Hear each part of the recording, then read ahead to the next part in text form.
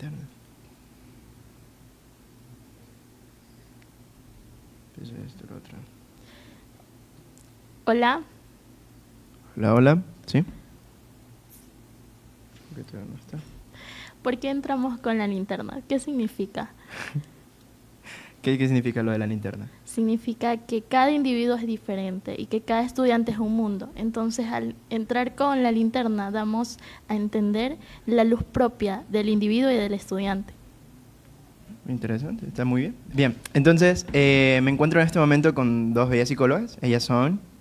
Yo me llamo Lisette Bedoya, estoy en cuarto nivel de psicología educativa. Ya. Yo soy Aura Flores y estoy en sexto semestre de Psicología Educativa. Y yo soy Dylan Ortiz, estoy cursando actualmente el séptimo semestre de Psicología Educativa. El día de hoy nos reunimos para conversar sobre un tema de suma importancia. Entonces, ¿cuál es el rol de un psicólogo educativo? Entonces, esa es la pregunta que vamos a tener. En primera instancia debemos conocer qué es la psicología educativa. Y la psicología educativa es una rama desde la psicología que estudia cómo aprenden las personas y cómo influyen los factores emocionales, sociales y familiares en la educación de las personas. Bien. ¿Y qué es un psicólogo educativo? Un psicólogo educativo es aquel profesional encargado de dar acompañamiento, intervenir y poder desarrollar diversas estrategias o planes para la comunidad educativa. Esto quiere decir que también acompaña no solo a estudiantes, sino también a docentes, también a miembros activos de la comunidad y también a la propia comunidad en sí, padres de familia y demás. Claro, es que el rol del psicólogo educativo, justamente uno de los principales campos laborales, es justamente dentro de las instituciones educativas y específicamente en el Departamento de Consejería Estudiantil, más conocido como DESE. Es importante que sepan que las prácticas laborales de psicología educativa las realizamos ahí, en los DESE. ¿Y qué es un DESE? Bueno, un DESE es una instancia que tiene como objetivo promover justamente el bienestar, la inclusión y la permanencia de los estudiantes en el contexto, en el sistema educativo ecuatoriano. Y aquí hay varios ejes de acción o funciones, que son 4 principales, que tenemos la consejería estudiantil, que va de la mano con la orientación y acompañamiento a toda la comunidad educativa. Es decir, que no solamente trabajamos con estudiantes, sino con padres de familia, docentes y la comunidad educativa como tal. Otro de los ejes es la promoción, la prevención. Asimismo, también tenemos la atención psicosocial, que permite ver cuáles factores sociales, económicos y emocionales influyen en la experiencia educativa. Y por último, tenemos la atención socioeducativa, que esta es más que todo que se tiene como objetivo que todos los estudiantes participen y aprendan en igualdad de condiciones. Sí. Entonces, ahora viene una pregunta, o sea, si estamos escuchando maravillas sobre el psicólogo educativo, ¿cómo hubiera sido entonces si nosotros hubiéramos contado con este mismo dentro de nuestra institución, ¿no? Porque ahora es algo que es reciente. Como tal, esta carrera nace muy joven, al menos en la provincia de Manabí. Ahora está en cierta universidad, ya vamos a poder ir conociéndola más adelante. Y también es bien sabido que el poder contar con este mismo hubiera generado muchos cambios al tener en cuenta que es un psicólogo que se especializa en este campo, a diferencia quizás de algún psicólogo general o clínico, ¿no? Entonces podríamos ir por esa línea también. Claro. Debemos de tener claro el concepto de que un psicólogo clínico y un psicólogo educativo no es lo mismo, ya que cabe recalcar que el psicólogo clínico se encarga de evaluar, diagnosticar y ayudar a estos estudiantes en procesos psicosociales. Y el educativo trata de diseñar estrategias adecuadas para mejorar la educación y para mejorar la parte académica y lo emocional del estudiante. Trabaja de forma integral. Sí. Entonces, tomando en cuenta esto, nos puede transportar a muchas ideas. Ejemplo, entonces, ¿qué pasó en mi unidad? ¿Qué pasó en mi colegio, en mi escuela? Porque si era tan necesario, ¿por qué no lo tuve en su momento? Y es una realidad. Tenemos entendido que quizás contábamos con un departamento de ese, y bueno, en su momento no se le llamaba así en el tiempo de nuestros padres o hermanos mayores. Ejemplo, durante un tiempo fue conocido como DOV, Departamento de Orientación Vocacional, o DOVE, Departamento de Orientación y Bienestar Estudiantil, ¿verdad? Sí, así es. Pero entonces, ¿qué era? O bueno, ¿cuál era la diferencia que tiene ahora con lo que es un DES? Ah, ya, muy bien. Los DOBE nacen justamente en 1983. ¿Por qué nacen? Nacen justamente para ayudar a la comunidad educativa, pero con un enfoque más asistencial, porque estaban conformados por profesionales por un profesional de medicina, uno de enfermería, a veces en ocasiones odontólogo y un psicólogo clínico. Pasa que en el DOBE ya se daba como tal terapia, pero era más individual, o sea, no integraba a toda la familia ni a la comunidad educativa. Por eso es que se cambia por los DESes, ¿no? Que tiene un enfoque más integral, justamente preventivo. No esperamos que haya un problema justamente para ya intervenir, sino que queremos prevenir ese problema en los estudiantes. Claro, es muy fundamental conocer esto, pero ustedes se preguntarán también cuál es el campo laboral del psicólogo educativo. Bueno, los psicólogos educativos podemos trabajar en fundaciones, en centros de apoyo, en escuelas, en colegios, incluso podemos trabajar con adultos mayores y de forma independiente también. Proyectos privados o públicos, consultorios, y esas son parte de las aristas en las que puede desempeñarse un psicólogo educativo. Entonces, teniendo esto en cuenta, también debemos de saber que no simplemente nos reducimos a un DS, es una de las tantas áreas en las que nos podemos desempeñar. Y volviendo a este mismo punto, tenemos entendido que, ejemplo, ¿qué es lo que nos pide la normativa?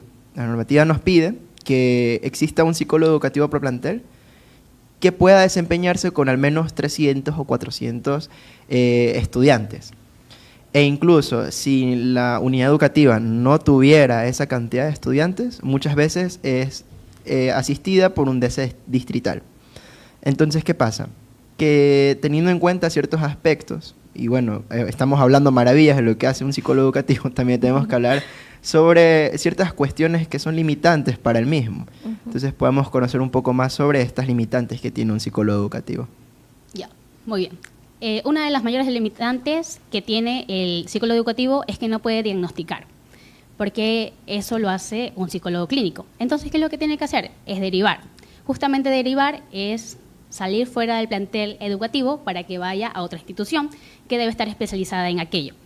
Entonces, esa es una de las mayores limitantes, y cuando no hay un diagnóstico formal, nosotros no podemos pedirle al docente que haga una adaptación curricular. Entonces, al final del cabo, no podemos hacer nada, no podemos movernos, porque no tenemos justamente el permiso del padre, porque nosotros no podemos decir, ay, sí, este niño tiene indicadores de TEA, entonces simplemente vamos a evaluarlo. No es así, porque los niños tienen derechos y no podemos vulnerarlos de esa forma. Sé que se quiere ayudar, pero siempre hay que pedir este permiso a los padres. Claro.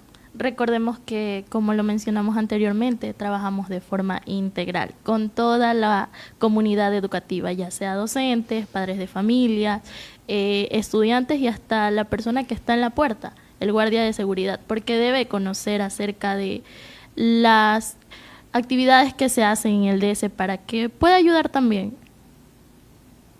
Es ese mismo hecho el que nos lleva a comprender que después de esta reforma educativa que hubo, y el cambio del DOBE al DESE, el Departamento de Consejería Estudiantil, nos lleva incluso a entender que hay ciertas acciones que, como ya mencionamos, al no poder ser tomadas, y otras que sí, nos transporta a recuerdos que existen en nuestra comunidad. Ejemplo, el mismo hecho de pensar una serie de neuromitos que existen. También, en general, el decir, bueno, entonces el que asista al DESE está loco, ¿no? Entonces es eso, el que asiste al DESE se metió en problemas, hizo algo, ¿no? Pero realmente es así. No puedo asistir al DESE porque si lo estoy haciendo es porque realmente estoy mal, o realmente yo tengo la oportunidad de contar con este espacio seguro para yo poder acercarme y poder también dar a conocer alguna inquietud que yo tenga o pedir algún tipo de orientación. Claro, y aquí tenemos nuestras anécdotas propias que yo recuerdo que cuando estaba muy chiquita yo consideraba que el DS era un castigo, que quien iba al DS era porque se había portado muy mal y había hecho cosas que no son correctas. Entonces uno crece con este estereotipo de que al DS te van a castigar. Si vas al DS hiciste algo malo y te van a castigar. O sea, esa es mi anécdota que tengo. ¿Ustedes alguna? Me decían que necesitaba un loquero, que el psicólogo es un loquero. Entonces, es comprender que el psicólogo no es un loquero, es un profesional como cualquier tipo de los mismos, un médico, un dentista. Es el hecho de entender que es un profesional en un área. Existen los que están para poder atender necesidades físicas, pero también están los que atienden necesidades mentales. Entonces, es comprender que yo no me acerco a un psicólogo, así como no me acerco a un médico solo cuando tengo un problema. Uno se hace un chequeo, va, se revisa, y lo mismo pasa con un psicólogo educativo. Uno puede acercarse a este tipo de espacios de ese, y hay otro tipo de mitos también, se generan. A mí me pasaba que cuando yo me acercaba al DS, y yo nunca entré, yo llegaba a pensar que si yo hablaba con el del DS, le iba a compartir o comentar algo a mi papá, a mi mamá, y que iba a chismear todo lo que yo le compartiera. Algo muy ajeno a la realidad, porque nosotros ahora comprendemos que realmente existe todo un tema de consentimientos, de confidencialidad, toda una cuestión de protocolos que nos permite entender que un psicólogo educativo dentro de su DS no es un agente que nos pueda hacer daño, nos pueda lastimar, más bien es un agente que está a forma de cambio y poder colaborar con la comunidad educativa. Entonces, estamos involucrados en esa comunidad, es un soporte para nosotros. Y por ahí podemos ir también despegando un poco esas ideas. Claro, muchas veces tenemos muchas dudas, pero al acercarse puedes recibir orientación, incluso puedes recibir este apoyo emocional que necesitas. Así que es muy importante, acérquense al DS, no le tengan miedo. Miedo al no acercarse. Ajá. Porque el que se guarda esa duda, esa inquietud, muchas veces termina peor que como inicialmente uno hubiera podido llegar. Claro, eso sí. Claro, entonces yo tengo una pregunta y es ¿cómo entonces cambiamos justamente este pensamiento en la comunidad educativa que ha crecido alrededor de los años? O sea, porque esto no solamente surge ahora, que los estudiantes me dicen a mí, el DS no sirve para nada, el psicólogo no hace nada, sino que desde que yo estoy en la escuela yo también tengo este pensamiento, el DS no sirve para nada, pero es porque son experiencias negativas de los estudiantes, no es porque los estudiantes simplemente quieran decir, ay no, el DS no sirve, ay el DS me sancionó, sino porque el DS, cuando yo estaba en el colegio, recuerdo que no sabía qué significaba el DS, que es Departamento de Consejería Estudiantil. Pero sí tenían la idea de, bueno, el DS solamente van los estudiantes que se portan malcriados. Ajá. Pero también iban estudiantes que pasaban en situaciones de violencia, en que eran maltratados por los padres, que tenían que ir a trabajar desde muy jóvenes, a pesar de que se supone que los niños, los estudiantes no pueden ir a trabajar. Entonces, y quien estaba en ese entonces, yo recuerdo que era una psicóloga clínica, y la psicóloga clínica nada más era como que unas palmaditas, todo va a estar bien. Ok, en serio, todo va a estar bien. O sea, ¿cómo le puedes mentir de esa forma a un estudiante? Entonces el estudiante al día siguiente va a su casa, bueno, el mismo día va a su casa y le pueden violentar, entonces al día siguiente se da cuenta que en realidad nada va a estar bien. Entonces, ¿cuáles serían las formas para cambiar esta perspectiva o esta visión que se tiene sobre el psicólogo educativo y sobre el DS? Claro, aquí yo considero que como futuros profesionales debemos de dejar esa huella que impacte, que cambie estos estereotipos de que el DS solo te castiga. Pero ¿qué podemos hacer? Aquí podemos promover espacios de diálogo en donde se dé a conocer qué es el DS, hacer talleres, actividades preventivas importantes para la comunidad educativa y de manera integral, que integre a docentes, que integre a padres de familias, a estudiantes, a todos los que laboran en la unidad educativa, ya que es muy importante que todos conozcan de estos talleres preventivos. Que es parte también de los enfoques que nos piden el Mineduc, es el trabajo colaborativo.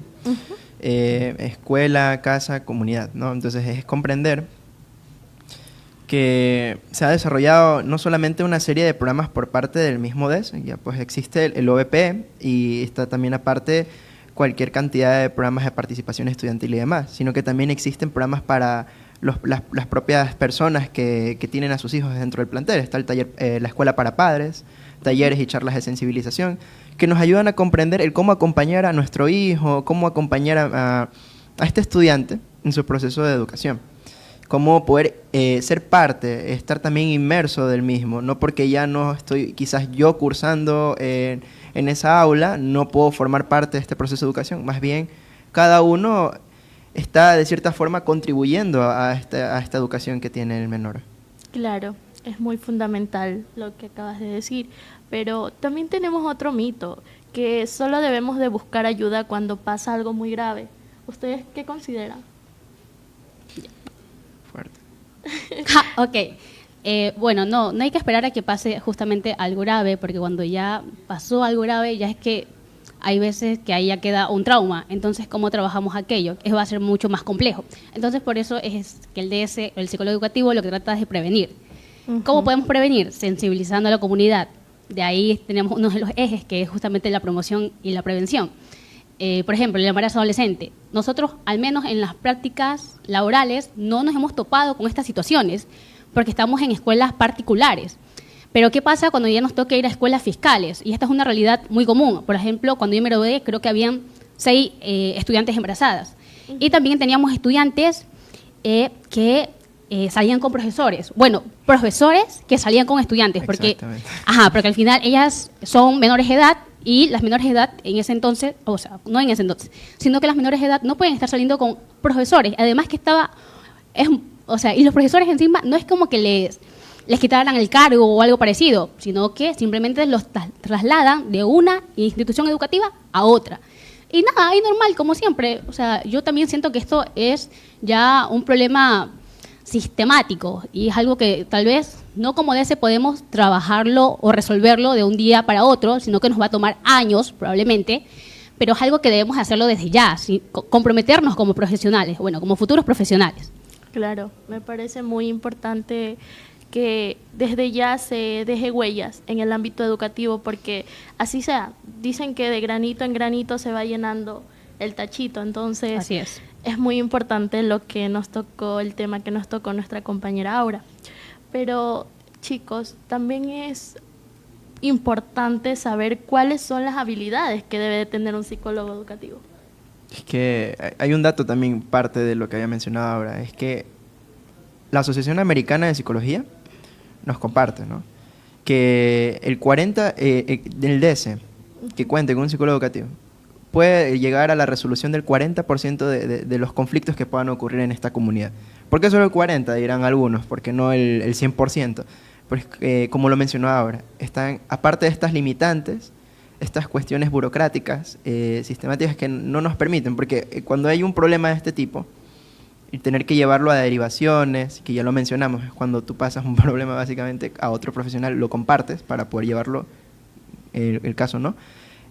También tienes que tener en cuenta que el problema muchas veces queda en manos de la Junta Cantonal de Derechos, ¿no?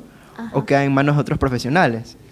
Entonces es muy difícil seguir un caso de ese tipo porque ya no puedes tú seguirlo, ya que tienes que estar dentro de la institución. Entonces, eso en parte es lo que no nos permite poder llegar a solventar esa necesidad del 100%, ¿no? Pero también es el comprender que en el marco de la acción hay ciertas rutas y protocolos que se deben seguir. Entonces, se entiende que una situación de violencia no se detiene simplemente porque esté ahí un psicólogo, sino porque también exista un compromiso por parte de toda la comunidad educativa, toda la comunidad en sí. Entonces, bueno, son cosas que vamos a ir consiguiendo juntos. Volviendo a lo que se compartía, el hecho de qué habilidades tiene un psicólogo educativo. Ajá. Un psicólogo educativo tiene que contar con habilidades como la empatía, la escucha activa, el pensamiento crítico y también por así decirlo, la resiliencia para poder entrar en cada caso, para poder escuchar cada uno de los estudiantes, ¿no? Claro. Es parte de eso. Aquí también entra que nosotros como futuros profesionales debemos de aprender a trabajar en equipo, ya que vamos a trabajar con toda la unidad educativa, entonces es muy fundamental saber trabajar en pares. Entonces, me gustaría que interactuemos con el chat, me gustaría que nos digan preguntas, dudas acerca de qué piensan ustedes que es un psicólogo educativo, qué les gustaría saber. Claro, podrían compartir algún tipo de experiencia que tengan. Ejemplo, yo comparto, yo siempre he tenido dificultades con temas de la caligrafía, la ortografía y demás. Pasaba mucho que a mí, por ejemplo, me decían, o escuchaba mucho esto de que si la letra entra con sangre, o que es parte de una obligación el estudiar, pero entonces no se comprendía además qué clase de problema estaba tratando de sobrellevar el estudiante, la persona en cuestión. Entonces ahí pueden hacer algunas incertidumbres. Entonces averiguo un poco más, o me quedo con lo que estoy viendo, y si mi hijo tiene algo, porque también es otra cuestión que están haciendo mucho en la comunidad, que ahora hemos caído mucho en entonces mi hijo tiene tal enfermedad o Ajá. padece de tal trastorno. No, tampoco es como que nos volvemos una comunidad que promueve la salud mental, pero a la par está llegando a ese borde de la hipocondría, a intentar pensar que todo tiene un nombre en este momento, algún tipo de trastorno diagnóstico, ¿no? Claro. Entonces, son dudas que vamos a ir aclarando también. Entonces, Ajá. todas esas preguntas, esas incertidumbres pueden ir siendo contestadas, pueden dejarlas. Claro, también cabe recalcar que queremos limitar estas etiquetas que se dan a ciertos estudiantes. Como lo mencionaba Dylan, es muy importante conocer acerca de qué es un trastorno específico, porque simplemente por el desconocimiento a veces etiquetamos, a veces decimos, no, él tiene esto porque camina mucho, o se mueve mucho, o es inquieto en clase. Y a veces no es así, a veces va más por lo emocional. Incluso por parte de los menores, podemos verlo de la forma más simple. A veces nos asustamos, nos alarmamos demasiado por ver ciertos comportamientos. Y también el ver que no desarrolla ciertos comportamientos a la par que quizás algún niño que esté por ahí formando parte de la misma comunidad educativa. Pero realmente hay que entender que el propio desarrollo de cada menor se da en diferentes ritmos. No va a ser siempre a la par. Entonces hay que también entender mucho cómo acompañar el desarrollo de nuestros hijos, ¿no? Claro, porque cada niño, cada persona aprende de manera diferente. Cada niño tiene un tipo de inteligencia específica que abarca su aprendizaje. Ujú. ¿Sí? Chicos, ustedes ya hicieron prácticas, ¿verdad? Y ustedes tienen esa experiencia desde un ojo más allá de la experiencia. Ustedes lo vivieron. ¿Qué podrían decir acerca de sus prácticas? Yo aún no las hago. ¿Qué me recomiendan? Quizás ahora sí. A ver, yo les voy a comentar de mis prácticas laboral 1, o sea, prácticas laboral 1, la verdad no realicé muchas cosas, más fue observación áulica y acompañamiento psicopedagógico a estudiantes con necesidades educativas. En ese entonces era un niño con TDAH y 2 estudiantes con discapacidad intelectual. Pero, ¿qué decir yo? O sea, los chicos que tenían discapacidad intelectual, chicos muy inteligentes, estaban muy bien adaptados. Lo que sí es que en el receso ellos casi siempre pasaban solos. Y bueno, tal vez igual también es un poco, cuando uno es joven igual no sabe tal vez cómo llegar a los demás. O sea, como que vemos a alguien diferente y automáticamente es como que, o sea, no se parece a mí tal vez, entonces como que yo ya tengo mi grupo y no sé cómo, uno tiene mucho eso de, ya tengo mi grupo y no sé cómo atraer a tal vez interactuar o cómo entrar a alguien más, una persona nueva. Entonces eso es muy complejo, sí. De hecho, ahora en adultos, eso pasa mucho, de que ya tenemos nuestro grupo y está alguien ahí y como que no lo queremos acercar porque no lo conocemos como tal, pero eso en las prácticas 1, o sea, no, y ahí que se dan talleres, no hubo mucho ajetreo, que digamos. Las prácticas laboral 2, diría yo que son mis favoritas. Estoy trabajando con segundo y tercero de educación básica. Primera vez que trabajo con niños tan pequeños y con grupos tan numerosos, porque creo que las aulas tienen 36 estudiantes y sí es un poco complejo. Primero porque yo tengo una voz muy baja y tengo una voz baja y yo también soy baja, entonces de estatura. Entonces los niños como que no me ven como una autoridad, pero yo tampoco lo veo como algo negativo. De hecho, los niños tienen mucha cercanía conmigo. Siempre es de, mija Aura, ayúdame en esto, mija Aura, me da un abrazo, mija Aura, te amo, mija Aura, te quiero. Y es lindo porque a mí me gustaría en un futuro justamente hacer una maestría, me gustaría ser profesora en algún momento de mi vida, ¿no? Claro. Y es gracioso porque yo siempre cuando estaba en colegio yo decía, yo jamás voy a estar en una institución educativa, porque siempre veía que los profesores eran muy groseros, muy agresivos con los estudiantes y a mí me da mucho miedo tal vez en algún momento de mi vida convertirme en ese tipo de persona. Uno vuelve siempre donde fue feliz. Yo no era tan feliz en lo que es el sistema educativo, o sea, no me parecía un lugar seguro la escuela a mí, nunca me pareció un lugar seguro y así también el DS, no me parecía un lugar seguro, sino me parecía un lugar donde literalmente te sancionaban y donde se supone que tiene que ser un lugar donde tú vas a hablar con una persona específica.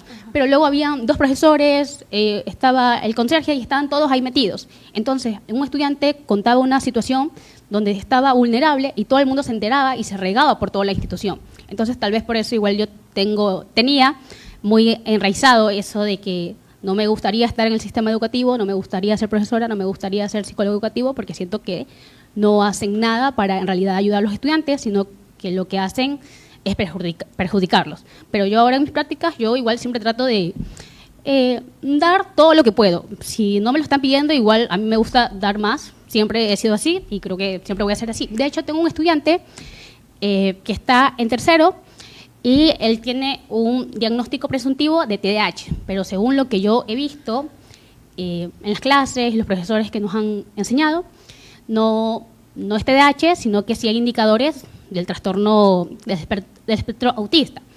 Entonces, él no interactúa con otros estudiantes. Al principio sí fue un poco complejo porque él por lo general ignora a los demás y cuando hace las actividades no hace ninguna actividad. Entonces solamente está ahí dibujando dinosaurios. A él le gusta Yoshi, es de Mario Kart, del juego ya.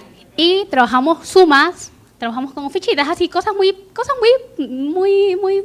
Que le llamen la atención. Sí, cosas que llamen la atención, pero todas tienen sticker de su dibujito favorito. Y bueno, trabajamos así. Y ahora sí, ahora ya me trabaja, ya hacen las tareas de matemáticas y a mí eso me hace muy feliz.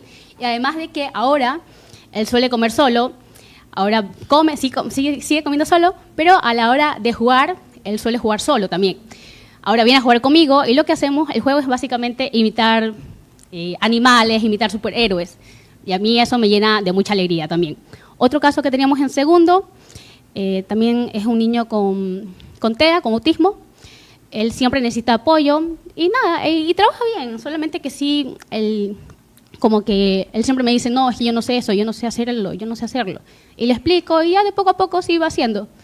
Y otro niño, esto no tiene ninguna necesidad educativa, pero me gustaría acotarlo, sino que los niños, como están recién entrando a segundo, de año básica, los niños lloran. Y había un niñito que me recordaba mucho a mí cuando yo estaba en la escuela. El niñito, cada vez que la maestra se paraba en el primer mes de prácticas, se paraba al frente de la maestra y decía, vamos a hacer una tarea, una actividad o algo así, se ponía a llorar. Automáticamente escuchaba tarea, se ponía a llorar. Y aún la maestra no había dicho cuál era la tarea. Pero él ya se ponía a llorar porque se ponía muy ansioso. Yo era de esos niños que se ponían a llorar por todo y no me habían dicho qué tenía que hacer, pero ya me ponía a llorar por si acaso porque ya me sentía agobiada. Y ya ha pasado todo este mes y el día de ayer me dice, profesora, usted es mi maestra favorita. Y yo me siento muy feliz porque sé que, no sé, me hace feliz saber que soy tal vez una persona que le hace sentir segura cuando estoy ahí, ¿no? Es una red de apoyo. Sí, una red de apoyo. Justamente todos los estudiantes de este segundo, yo suelo ir más allá, todos los niños me piden ayuda cada rato y yo sé que ellos saben, la mayoría es muy pilas, todos son pilas, pero hay unos que ya saben leer, pero aún ya sabiendo leer, ya sabiendo escribir todas las letras, siempre me dicen, ay no, profe, ayúdeme usted, cójame la mano, y le cojo la mano y así. Algunas veces sí me llaman la atención porque cuando yo voy, los niños se levantan todos a abrazarme y sí, y yo no tengo ese control de grupo, pero tal vez con la experiencia lo vaya teniendo, ¿no? Claro, Sí. nos damos cuenta cómo cambia la perspectiva de que cuando uno ya lo hace, ya lo vive. Nos comentaba nuestra compañera que anteriormente a ella la aterraba, que no se sentía segura en estos espacios educativos, pero ahora que ella está ahí, nos damos cuenta que podemos marcar significativamente la vida de los niños como psicólogos educativos y como maestros. De hecho, hay muchas cosas que debemos no olvidar salvar de toda la historia que nos ha contado ahora. Su experiencia. Porque hay muchas palabras que quizás están escuchando por ahí. Hay muchos términos que quizás pueden llegar a confundirnos. Pero bueno, podemos ir dándole un espacio a poder saber un poco más sobre todo esto que nos acaba de comentar. Ejemplo, a mí había algunas palabras que, como diría algún docente, me hacen ruido. Entonces, podríamos intentar conversar un poco sobre ellas. Ejemplo, está muy dicho esto en cada institución. Es que este estudiante es más inteligente que el otro. Uh-huh. Pero bueno, entonces volvamos a pensar, ¿qué es inteligencia? ¿Qué es la inteligencia? Es tu percepción. ¿Cuál es tu percepción de inteligencia? ¿Cuál es tu inteligencia? ¿Qué es inteligencia ahora? Bueno, para mí la inteligencia es una de las capacidades, que la tiene todas las personas, para justamente saber resolver o manejar conflictos.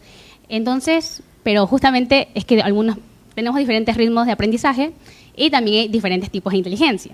Entonces, tal vez yo puedo resolver un problema matemático acá en mi mente, pero Dylan puede ser que él resuelva problemas nada más escribiéndolo. Puede ser que Lizeth Lizeth, la Lizeth, escucha. ajá, la escucha, también puede ser que ella sea mejor bailando, mejor expresándose de esa forma, o si no, a través del dibujo. Incluso esto, ejemplo, ahora da un concepto. Yo puedo dar un concepto completamente distinto, y Lizeth también. Por ejemplo, yo puedo decir que la inteligencia es la capacidad de codificar, comprender, analizar, interpretar diversa información que llega a uno, ¿no? Puede ser un concepto muy distinto al que menciona ahora, o ahora puede ser un concepto muy distinto al que pueda mencionar Lizeth. ¿Por qué? Porque como ya lo hemos nombrado, la inteligencia, por favor, también hay que entender que eso puede llegar a ser una etiqueta para algunos, no muchas veces se desarrolla de la forma en que uno pensaría en cada persona, cada estudiante en este caso. La inteligencia es algo que, como ya lo dije reiteradas veces, se desarrolla. Entonces hay que encontrar la forma de cómo llegar al estudiante. Ahora lo encontró a partir de ciertas fichitas con imágenes que eran un interés de este estudiante. Pero el que cada estudiante sea un mundo no implica que estemos lejos de poder conocer ese mundo o poder acercarnos a su mundo. Más bien nos da la oportunidad de poder aprender a conocerlo a través de lo que a él le interesa, lo que a él le importa, ¿no? Entonces lo que para él es importante en su vida. Y es esto mismo, el apasionamiento que uno tiene que tener a esta carrera. El amor por la el carrera, amor, la pasión, el arte. El poder decir, quiero hacer este agente de cambio, esta mejoría en la vida de este estudiante, lo que nos permite poder llegar a él. Entonces, a través del mismo es cuando nosotros llegamos a entender que esto llega a ser causa muchas veces de desmotivación en el curso. ¿A quién no le ha pasado que cuando pasaba al frente y no llegaba a responder algo que quería el profesor, le terminan llamando burro o me avergonzaba, yo no quería participar. participar. Para eso, mejor siéntate. No. Exacto. ¿Qué pasa? Que ya uno no quería volver a pasar. Y cuando el profesor le decía, ven al frente. No, uno ya se profesor. mentalizaba de que no voy a hacerlo bien. Se me van a burlar, se me van a reír. Y a mí me pasaba que me decía, Ortiz. Y yo ya fui. Pero el punto es que, ¿qué pasa? Que entonces, como el docente también se vuelve parte, porque es parte desde el inicio, ¿no? De aquellos que ayudan a motivar al estudiante, ayudan a darle estas alas para ellos poder descubrir a través de lo que a ellos les gusta, en lo que son buenos también, poder llegar a descubrir su futura profesión, su futuro talento, poder desarrollar las potencialidades que ya tienen. Y eso también nos lleva a procesos de orientación vocacional. Por ejemplo, pasa esto mucho en la sociedad. ¿Quién no la pasa? Que levante la mano. No, mentira, que alce la mano el que piense que no. Que siempre ha tenido en algún punto esta presión por parte de los padres, por parte de la sociedad, y el pensar qué resulta en esta situación económica del país, en verdad esto podría funcionar. Entonces, son ciertas cuestiones que uno como profesional también tiene que tener en cuenta, debe de ayudar a orientar, a guiar a este estudiante, ¿no? Hay muchas cosas que están pasando actualmente y van a seguir pasando muchas más, pero no se trata simplemente de ver por el lado negativo, porque hemos mencionado muchos aspectos negativos, pero también tenemos que empezar a mencionar todos aquellos aspectos positivos. Ejemplo, ¿qué se ha hecho bien en las instituciones educativas? Podemos ver que, aunque no todos, porque no fue mi caso, no recibimos esta orientación vocacional que requerimos para saber qué estudiar. Algunos sí lo hicieron y pudieron dirigirse o tener esa imaginación a la carrera que querían seguir. En sus casos, ¿ustedes recuerdan haber tenido esta orientación vocacional? No, yo no. Yo como tal, no dentro del pero ¿por qué? Porque también hay que ser comprensivos. Claro. Ocurrió una situación en su momento, que fue la pandemia. Que bueno, ya tiene años, pero aún así la seguimos nombrando la pandemia. Es que dejó muchas huellas. Secuelas, demás. Ajá. Y eso es algo que también se debe mencionar, se debe compartir. Yo sí fui de parte de las promociones que se graduaron en pandemia. Yo sí lo voy a compartir. Entonces, yo me gradué en línea aunque me también. da vergüenza, y juraban bandera. Pero el punto es que entonces uno entiende que se dificultó más. Porque si el DS debía acompañar en ese momento, no fue culpa del DS, era culpa de una situación. El más bien intentar responder a esa necesidad, bueno, eso sí ya puede ser, pero el punto es que se intentó responder. Y se sigue intentando responder porque quedan las secuelas y gracias a esta experiencia que se tuvo de la educación en línea, se pudo también conocer un poco más de los hogares de cada menor. Se pudo ver que existían ciertas necesidades que no se compartían o no llegaban. Claro. Entonces, ahora es motivo de algunos proyectos. Ejemplo, y bueno, yo estoy en los procesos de vinculación. Y parte de estos procesos nos han llevado a hacer entrevistas socioemocionales para poder comprender mejor la situación de cada estudiante. Que esto también es por parte de las directrices del Mineduc. Entonces, es como lo que se debe hacer, es lo que se tiene que hacer. Y entenderlo es llevarnos a ciertos procesos que antes no se veían, se están llevando, pero es por todas estas cuestiones que se nombran. No es porque sí. Claro. Estamos respondiendo a un ritmo acelerado, a una cuestión que ya tiene no solamente de hace unos años, sino acumulando de algunos anteriores también. Claro, ajá. Y cabe recalcar que aquí se nombra mucho nuestro rol, entonces, porque como futuros profesionales ya intentamos o ya estamos haciendo cambios, tanto ahora como en sus prácticas, tú en tus prácticas y vinculación, Sí. y yo próximamente mis prácticas también.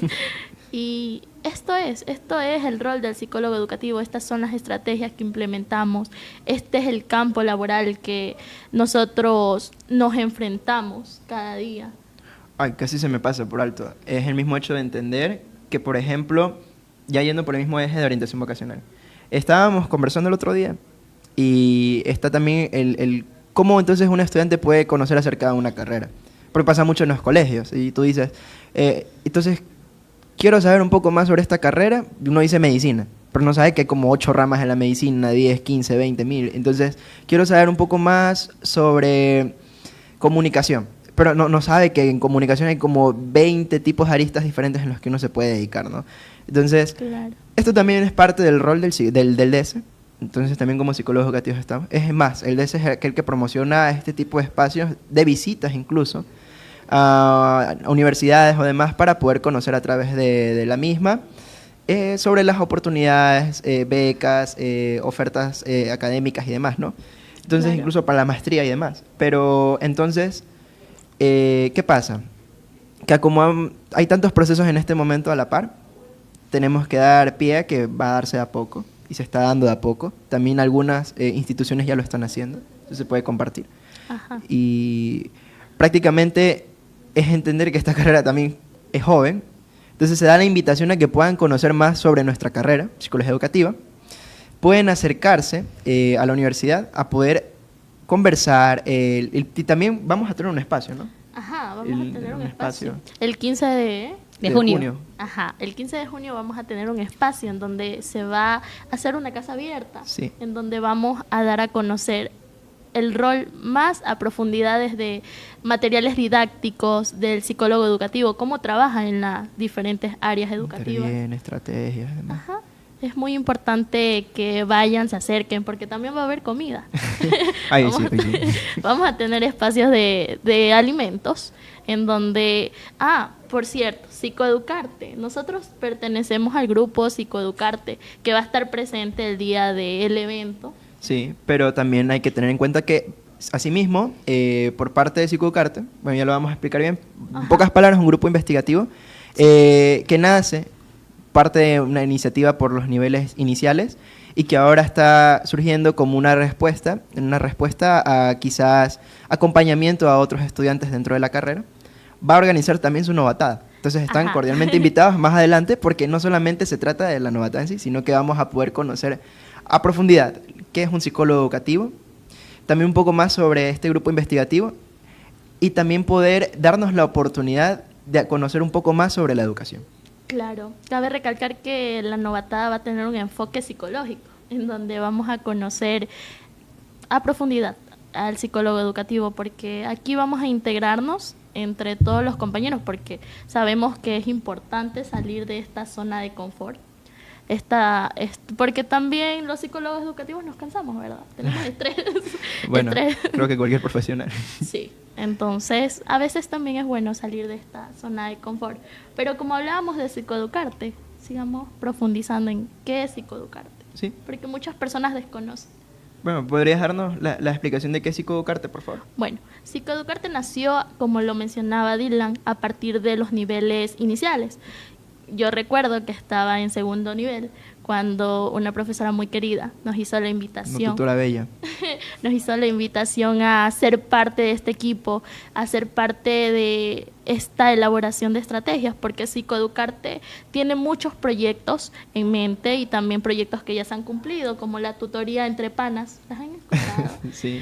Es que cabe recalcar que hay estudiantes que aprenden más con su grupo de pares. Entonces, Psicoeducarte brinda estas tutorías en donde se ayuda a jóvenes que tal vez no le entiendan al maestro, pero a su compañero sí.